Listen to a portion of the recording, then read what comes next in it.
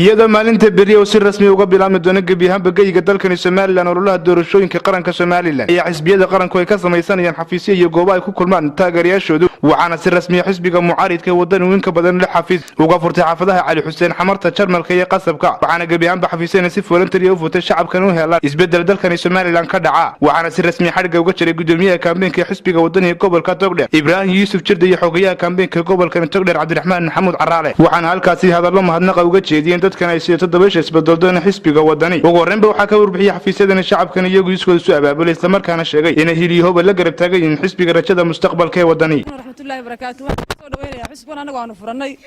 anagu aanu sabaabulay ay madaxda looga jarayaan xisbigan wadani inay magaranaysa madaxda xisbi ay nooga jaraan xariga isku soo dhaweynaya bulshada wadani ee aanu maal gashanay maanta xariga nooga jarayso bulshadu wadani ee uu hogaaminayo Cabdiraxmaan Ciro iyo wixii taageersan annaga oo annaguna ah beesha weyn xisbiga annaga oo beesha Arab bari badhan marka waxa weeyaan dadku waxa uu raacayaa isbedelka cusub wixii aqoon leh iyo wixii hadii aan la idmayo waa laga soo guuray guriga hore ummaddu waxay u socotaa xusbi wadani iyo isbedelka cusub anigoo xildhibaankiisa Cabdiraage waxaan halkan maanta ku wareejinayaa gurigii afraad oo anigu aan ku wareejinayo xusbiga isagoo ayaa gurigaas oo qalabkiisa u dhan yahay waxaan leeyahay igala wareega furihiisa waa gurigii afraad waxaan ku wareejinayaa gudoomiyaha kaambeenka xusbiga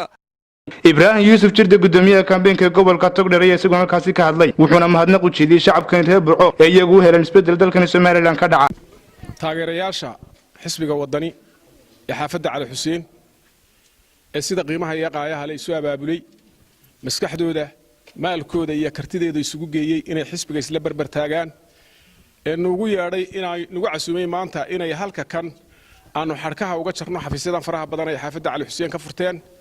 waxaanu idin leenahay waa mahadsantihiin aad iyo aad baa u mahadsantihiin xisbiga de waxa weeyaan waa xisbi isbedel doona waa xisbi ka turjumaya bulshada baahideeda ka turjumaya aad iyo aad baan idin salaamayaa aad iyo aad baan idinku hambalyeeynaa aad iyo aad baan xisbiga idinku soo dhaweynaynaa xadhiga jarkana waan idinka jaraynaa dhammaan xafiis waxaan filayaa inuu berito ololihii bilaabanayo ma inuu lihiin inagu aroorta xisbiga u cidbaa leh haddii ilaahay ka dhigo dee waynu dagaal baynu sugayey dagaalka maalinta aynu codka bixinayno iyo 7 casho aynu leenahay waqtiga haddii ilaahay ka dhigo waa inaa u diyaar garowdaan aad iyo aad baan idinku mahadnaq taageerayaasha xisbiga ee xaafadda Cali Xuseen mudanayaal marweyn bahda saxaafadda madaxda heer gobol ee xisbiga kaambeenka iyo xubnaha kale ee muhiimka ah ee halkan siyaaxayaba waxaan ku salaamayaa salaanta islaamka assalaamu calaykum waraxmatullaahi ta'ala wabarakaatuh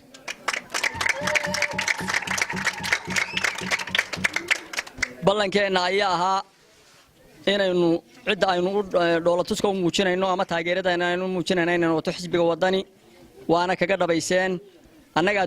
dub dhacanada oo kulay dadkii uu kala tagtagado taa raalli baa annaga ahaanaysaan iminkana waqti kulul baynu joognaa Axmed Jaamac Xajaadan Axmed Digiro muqbaayada telefishinka caalamiga Soomaaliya News TV